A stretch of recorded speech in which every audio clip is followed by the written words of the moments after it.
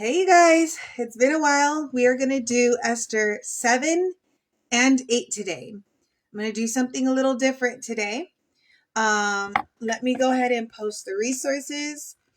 So yesterday while I was preparing for today, I was looking at the other resources that the BibleHub.com has, and they have what is called the parallel chapters. So I'm going to post it for Esther 7. And of course, we're going to go through the summary. So this study tool, which is the parallel chapters, is it has the different translations. So for this one, it has NIV, ESV, NASB, King James, and Holman Christian Study Bible. And so maybe that's something that you may want to look into for other chapters or books. Let me go ahead and put that in there. So today we're going to do chapter 7 and chapter 8 of Esther. Let me go ahead and put the chapter summary in there. And what we'll do is I'll read both chapter 7 and chapter 8 summary. And then we'll go into the actual reading. Okay? So 1 second here. While I put those in there. And so what are you doing in here? Oh, okay. Copy. Which tablet are you doing? Apple? That's not an Apple charger. But it worked for my All right. My watch. Yeah, but your watch is not an Apple Watch. All right.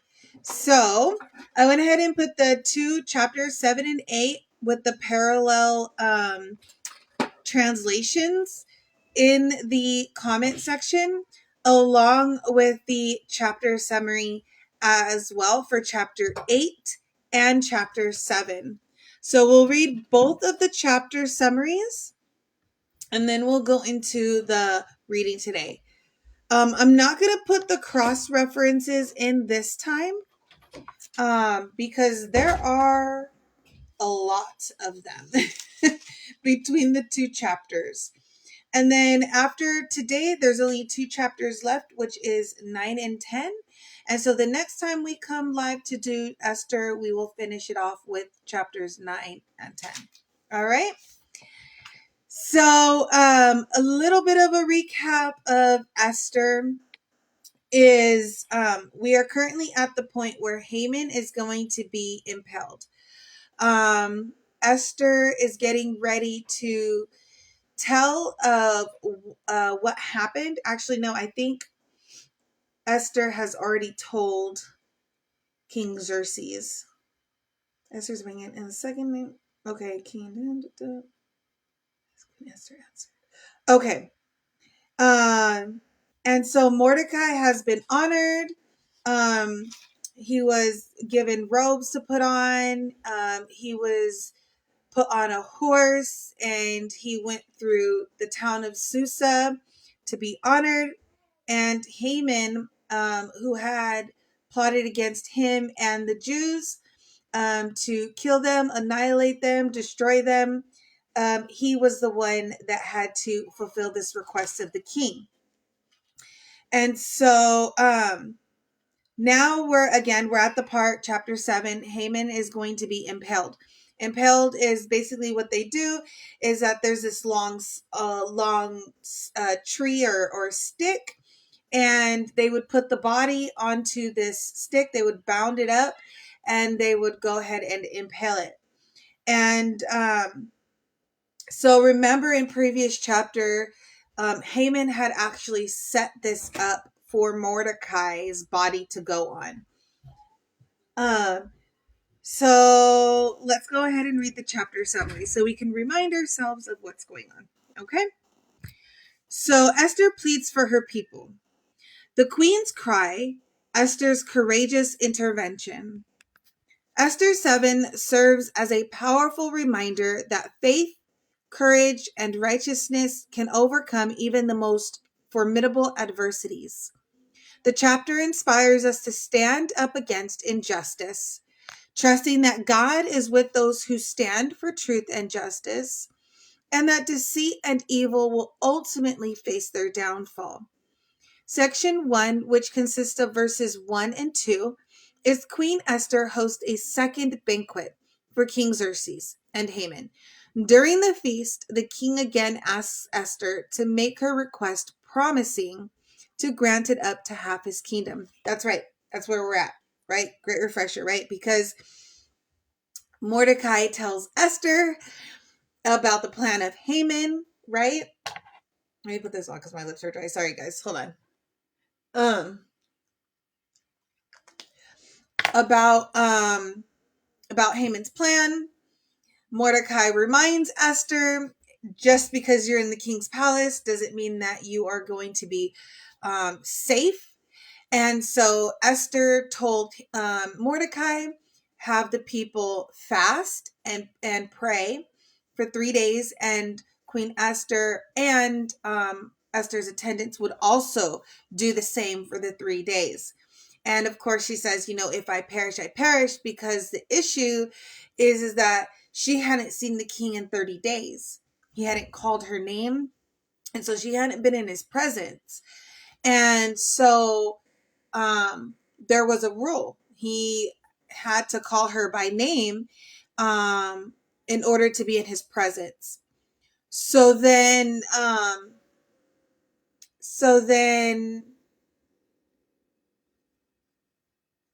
her fear was that if she went into the king's presence, that she would face, consequences, because that would be her breaking the law of the land, which is why she requested them, Mordecai and the Jewish people, to go into fasting along with her and her attendants. And she was willing to break the rule of the land. She was willing to break that law to go into the king's presence to save her people. And I think that's very admirable. And so, yeah, so that's where we're at. And so there's 2 feasts. We're at the second feast. And so Esther is getting ready to say what the plan is. 1 second, okay?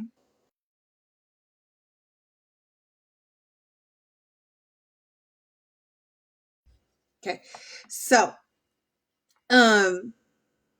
in section 2, Esther reveals her petition.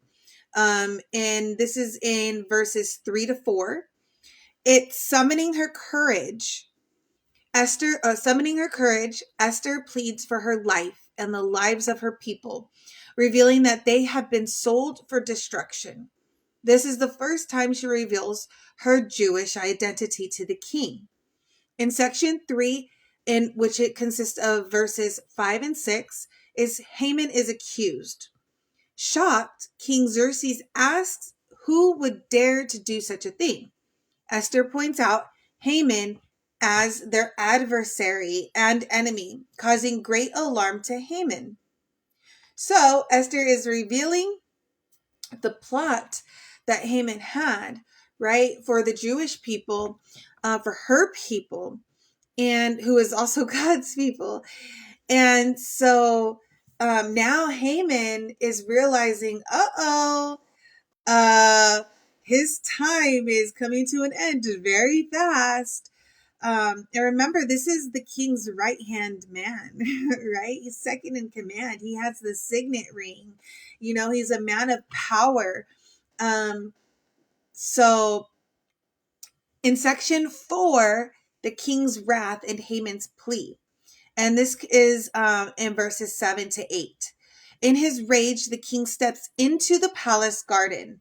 Haman, realizing his life is in danger, begs Queen Esther for mercy. When the king returns, he finds Haman falling on the couch where Esther is reclining, which incenses him further. In section 5, which consists of verses 9 through 10, Haman's powerful downfall. A royal eunuch suggests that Haman be impaled on the very stake he had prepared for Mordecai. Esther's cousin, the king, orders it so, and Haman is executed. This marks the turning point for the Jewish people in the kingdom. Esther 7 showcases a pivotal moment in the story of Esther and the fate of the Jewish people. It's a dramatic episode where the courage of Queen Esther is put to the ultimate test as she reveals the malevolent plan of Haman, the king's right-hand man. This chapter highlights themes of courage, justice, and faith, delivering a compelling narrative about the power of standing up for one's people against oppression. The themes are courage, justice, redemption, faith in God, manipulation, power, and influence. The topics are Esther reveals Haman's evil plan, the king's wrath, Haman's desperate plea for mercy, Haman's downfall, Queen Esther is the people in this chapter is Queen Esther, King Xerxes, which is also known as King Ahasuerus, and Haman. The location of chapter 7 is in the royal palace of Susa and the banquet hall. We're going to go ahead and read the chapter summary for chapter 8 as well right now. So that way when we read, we can just go through 7 through 8. Okay? Now, in chapter 8, Esther is going to have an appeal for the Jews. Okay? The royal edict, which is from sorrow to joy. Esther 8 illuminates how God can turn even the most desperate situations around for good. The narrative underscores the power of courage, resilience, and faith. The divine hand of providence is clear as sorrow is replaced with joy, mourning and celebration, and imminent death with vibrant life. The chapter challenges us to trust God's plan, even amidst adversity, and to use any influence we possess to advocate for justice. Yes. In verses 1 through 2, it's King Xerxes gives Esther's Haman's estate. After Haman's execution, King Xerxes gives his estate to Esther. Mordecai is brought before the king, and Esther reveals that Mordecai is her cousin. The king bestows upon Mordecai the royal signet ring that he previously gave to Haman, indicating Mordecai's elevated status. Esther's plea in verses 3 to 6 is Esther courageously approaches King Xerxes, weeping and pleading for the safety of her people. She asks the king to countermand the edict Haman had secured, which called for the annihilation for all Jews in the empire. In verses 7 to 14 of chapter 8, King Xerxes reminds Esther and Mordecai that a royal edict in Persia cannot be revoked. However, he gives them permission to write a new edict, allowing the Jews to protect themselves against their enemies. The decree is written in the name of the king and sealed with his signet ring. In verses 15 to 17, there's a celebration and transformation.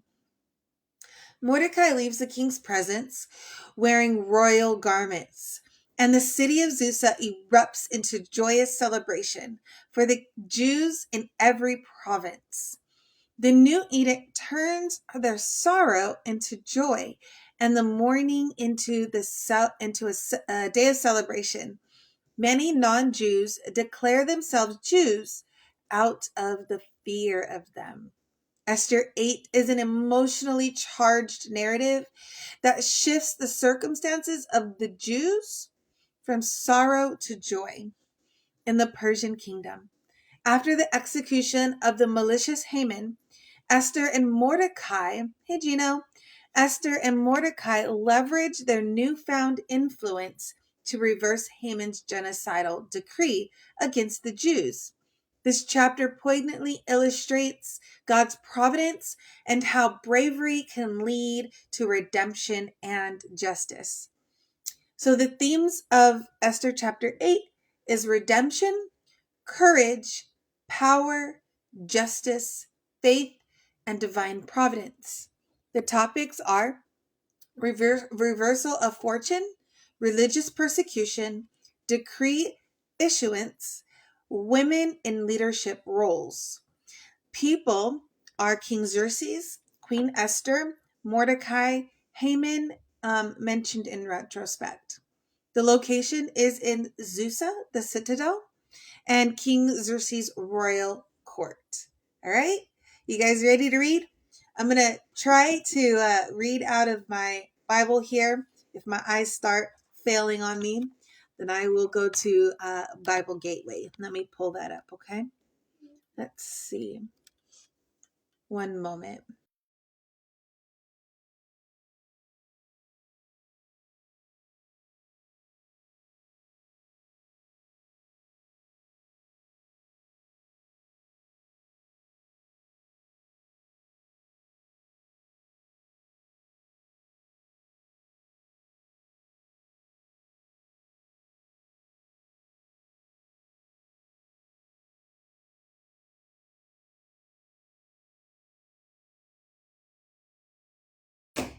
All right, let's see here. I'm pulling up the version here. One second. NIV. JKLMNIV. Where is it? The UK version. There we go. I know that there's like many people that are saying like, be mindful of the NIV when it refers to the New Testament translations. So if we ever do a reading in the New Testament, I more than likely won't use the NIV version or the NIV translation to read out of, but may just use the cultural background just to give us like the background of it. Just FYI. So I will use the NIV for this book. Okay. All right. So, also there are some points here for 7 and 8 when it refers to the cultural background. So I'll also be reading that as well, but I'll read through the chapter first, then do the bullet points. Okay. All right. So the king and Haman, this is chapter 7 of Esther. So the king and Haman went to Queen Esther's banquet. And as they were drinking wine on the second day, the king again asked, Queen Esther, what is your petition? It will be given you. What is your request? Even up to half the kingdom, it will be granted. Then Queen Esther answered, if I have found favor with you, your majesty, and if it pleases you, grant me my life. This is my petition. And spare my people. This is my request. For I and my people have been sold to be destroyed, killed, and annihilated. If we had merely been sold as male and female slaves, I would have kept quietly, because no such distress. Hi, Alamafer. If we had merely been sold as male and female slaves, I would have kept quiet, because no such distress would justify disturbing the king. King Xerxes asked Queen Esther, who is he? Where is he? The man who has dared to do such a thing. Esther said, an adversary and enemy, this vile Haman. Then Haman was terrified before the king and queen. The king got up in a rage. left his wine, and went out into the palace garden. But Haman, realizing that the king had already decided his fate, stayed behind to beg Queen Esther for his life. Just as the king returned from the palace garden to the banquet hall, Haman was falling on the couch where Esther was reclining. The king exclaimed, "Will he even molest the queen while she is with me in the house?" As soon as the word left the king's mouth, they covered Haman's face. Then Harbona, one of the eunuchs attending the king, said, "A pole reaching to a height of 50 cubits stands by Haman's house. He had it set up for Mordecai, who spoke up to the king to help the king." Then the king said, "Impale him on it." So they impaled Haman on the pole he had set up for Mordecai. Then the king's fury was subsided.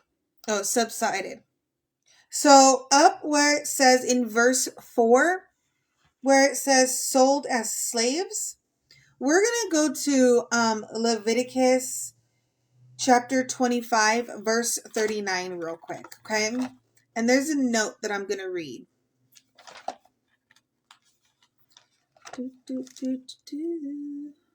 Let's see here.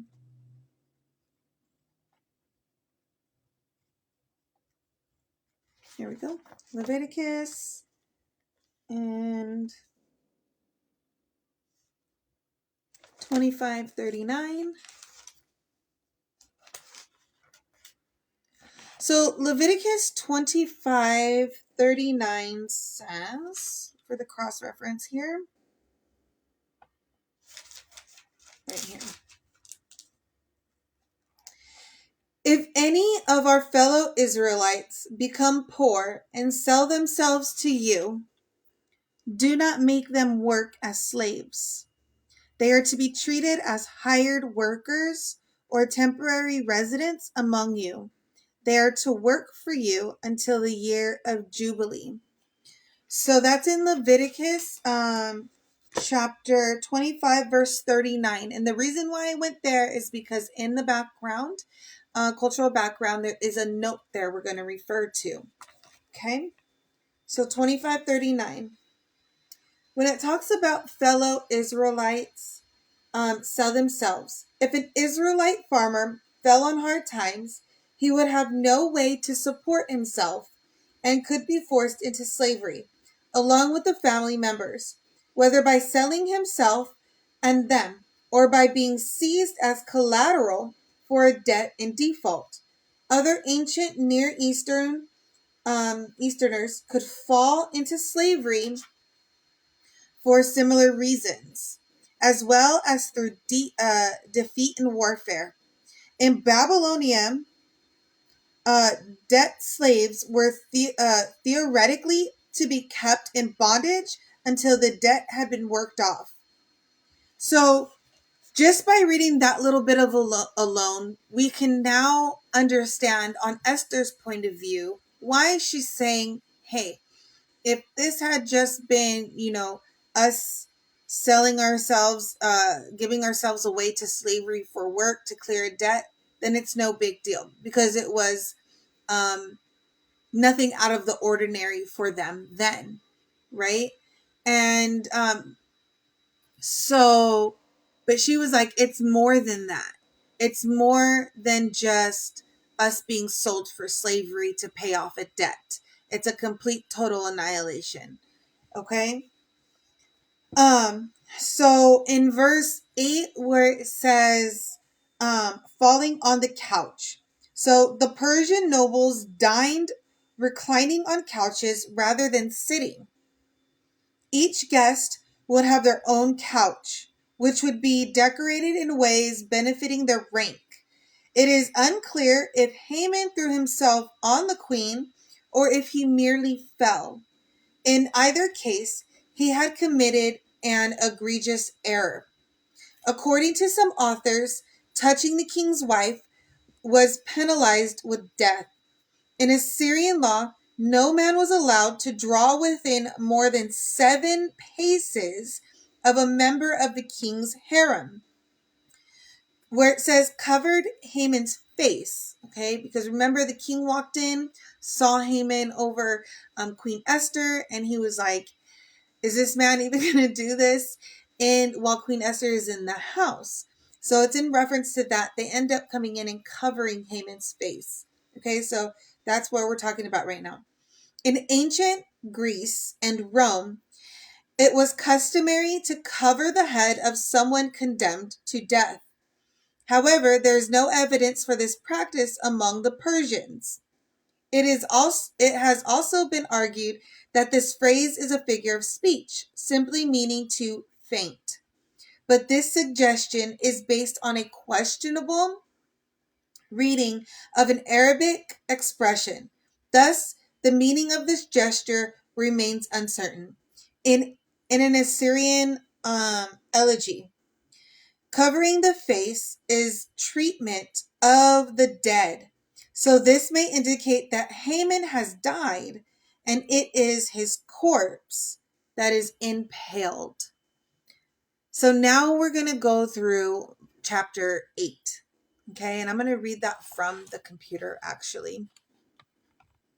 So now we kind of have a little bit of background in the culture of what certain phrases may have meant, right? So it's very well possible that at this point, Haman is dead. And so therefore, he's getting ready to be impaled, his body impaled onto the pole that he set up for Mordecai. Okay. So chapter 8, let me make it bigger here so I can see. So chapter 8 is the king's edict in behalf of the Jews. The same day King Xerxes gave Queen Esther the estate of Haman, the enemy of the Jews. So this very same day that all of this is occurring, Esther now has Haman's estate. So it's all coming one after another, which is why I wanted to read chapters 7 and 8 back to back. Okay. And Mordecai came into the presence of the king, for Esther had told how he was related to her. The king took off the signet ring, which he had reclaimed from Haman, and presented it to Mordecai. And Esther appointed him over Haman's estate. Esther again pleaded with the king, falling at his feet, and weeping. She begged him to put an end to the evil plan of Haman the Agagite, which he had devised against the Jews. Verse 4. Then the king extended the gold scepter of Esther, and she arose and stood before him. If it pleases the king, she said, and if he regards me with favor and thinks it the right thing to do, and if he pleases and is pleased with me, let an order be written overruling the dispatches that Haman, son of Hammedatha the Agagite, devised and wrote to destroy the Jews in all the king's provinces. Verse 6. For how can I bear to see disaster fall on my people? How can I bear to see the destruction of my family? 7.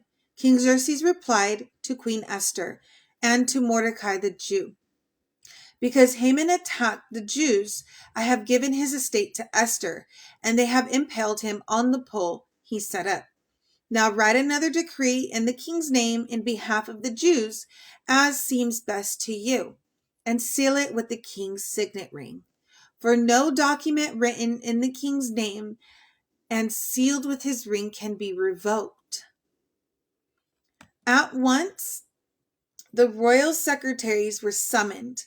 On the 23rd day of the 3rd month, the month of Sivan, they wrote out all Mordecai's orders to the Jews and to the satraps, governors, and nobles of the 127 provinces, stretching from India to Cush. These orders were written in the script of each province and the language of each people, and also to the Jews in their own script and language. Mordecai wrote in the name of King Xerxes, sealed the dispatches with the king's signet ring, and sent them by mounted couriers who rode fast horses, especially bred for the king. Verse 11. The king's edict granted the Jews in every city the right to assemble and protect themselves, to destroy, kill, and annihilate the armed men of any nationality or province who might attack them and their women and children, and to plunder the property of their enemies. The day appointed for the Jews to do this in all the provinces of King Xerxes was the 13th day of the 12th month, the month of Adar. Verse 13. A copy of the text of the edict was to be issued as law in every province and made known to the people of every nationality, so that the Jews would be ready on that day to avenge themselves on their enemies. The couriers riding on royal horses went out, spurred on by the king's command, and the edict was issued in the citadel of Susa. Verse 15. When Mordecai left the king's presence, he was wearing royal garments of blue and white, a large crown of gold, and a purple robe of fine linen.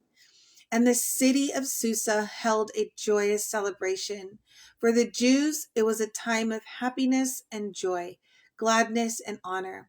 In every province and in every city to which the edict of the king came, there was joy and gladness among the Jews, with feasting and celebrating. And many people of other nationalities became Jews because fear of the Jews had seized them. So we're going to go back. We're going to go into the culture of this time, okay? All right. So in verse 11, where it says right to assemble. Since the king's first decree could not be revoked, this decree was designed to ameliorate its effects. We can assume that the Jews would have defended themselves against those who tried to kill them. But this decree specifically gave the Jews the right to assemble. The Hebrew term used here often means to muster an army. Thus, the Jews are authorized to begin gathering and arming soldiers to defend themselves against Haman's mercenaries. Without such a decree, mustering an army would have been viewed as an act of rebellion. This decree was sent everywhere, which would presumably discourage anyone from attacking the Jews, knowing that the Jews would be prepared to defend themselves. In verse 17 of chapter 8 of Esther, where it talks about became Jews, the Hebrew verb occurs nowhere else in the Old Testament, but there is little question about its translation. Its significance, however, is more problematic. What was the fear of the Jews that had seized them? Does the text mean only that many Gentiles sided with the Jews in order to avoid destruction? This interpretation seems unlikely. The lives of the Gentiles, let me turn on the light here 1 second. Sorry. The lives of the Gentiles were not endangered. The Jews were authorized to kill only those who attacked them. Or is the idea that the Gentiles were so impressed by the rise of Esther and Mordecai that they converted to Judaism? There is little evidence that the Jews were actively seeking proselytes in this era, while they accepted those who wished to adhere to their faith. There is no evidence that the Jewish people were preaching or engaging in activities designed to convert Gentiles. Stories of Gentiles converting to Judaism, such as in Rahab, etc., were meant to demonstrate the superiority of Judaism to Jewish readers, rather than to encourage Gentiles to adopt Judaism. So isn't that interesting? Um, and that's the last one for the cultural background for chapter 8. Today was very, very simple. So take time to read through chapter 7 and 8 by yourself again, taking into account some of these bullet points from each chapter. Esther during this time, in this season, reminds me of the importance of not being afraid to stand up for truth and justice. You can do that while still having faith that God is working all things out. This morning I was thinking about when I was cooking and when I was cleaning and stuff. I was thinking about, had it not been for a few things, Mordecai being at the gate, hearing I think I shared this before, but I was thinking about it again this morning. But Mordecai sitting outside of the king's gate, hearing the two eunuchs plot to murder the king. Had it not been for Vashti's unwillingness to go into the king's presence during the feast, Queen Esther, would not have had the opportunity to be placed in the position as she was, to get the king's favor, to be the queen in her time. Had Mordecai not had the proof, right? Because Haman didn't just, or not Haman, Mordecai didn't just say, hey, this is what's going on. This is Haman's plan. He actually gave physical proof of the edict from Haman to for what he was planning to do. Had he not had that, would his words have had so much weight and urgency? Had Esther not risen up and said, has she given into her fear and said, you know what, I'm comfortable. I'm in the king's palace. Had she not been so honoring to her cousin and following his instruction all those years, and place her trust in him, maybe she would not have had such boldness, right? There's just so many things that has happened thus far in Esther that really just has me thinking, like, it would be easy for us to be quiet. It would be easy for us to remain comfortable. Oh, that was years ago, or oh, I'm past this, or oh, but the things that are happening isn't just about one person. It isn't just about one congregation. It's about so many others. And I'm actually grateful for this book, reading this book with you guys during this time, because I know God is working all things out. But it also takes us having boldness to stand and rise up and provide the evidence before the people, for them to make their decision. And true, whatever happens in light and in darkness will always come to light. And that shows that here in the book of Esther as well. I want to know, what are some of your takeaways so far from the book of Esther? Has Esther given you some boldness and courage to do the things that, are you sitting at the king's gate right now? Are you seeing things? Are you hearing things that are concerning? Are you willing to bring it to attention to somebody? You know, or are you in the king's palace? Are you in a place of position where somebody's coming to you and giving you the evidence? And are you now having to make a decision? Are you going to speak up? Are you going to say something? Are you going to take the opportunity to protect people, current, future, um, or not? And, you know, Mordecai had a choice. Esther had a choice. Haman had a choice. The king had a choice. All these people had choices.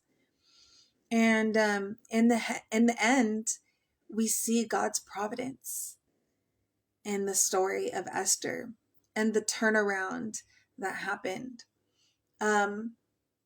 So if you are in a position to, and you're hearing things and you're seeing things, and you know it's not good, um, or people are bringing evidence to you, physical evidence, and you're trying to decide if you're going to bring awareness to it, do what Esther did and Mordecai and the Jews did. Pray, fast, and say, if I perish, I perish. You know, and trust that God's hand is over your life and that He'll protect you. Um, as long as it's truth and righteousness and justice, right? We can't always remain silent. There's a time to speak. So that's just my thoughts on Esther so far. Again, I'm grateful for this book and this season, just like I was for Job, and uh, you know, and there's going to be a turn of events. I'm hopeful for that, and I'm hoping that people will stand up and that they will speak. But until then, we'll just keep going on with what we got. So next time we'll do Esther 9 and we'll do Esther 10 in the same day. And that will be it for a little bit.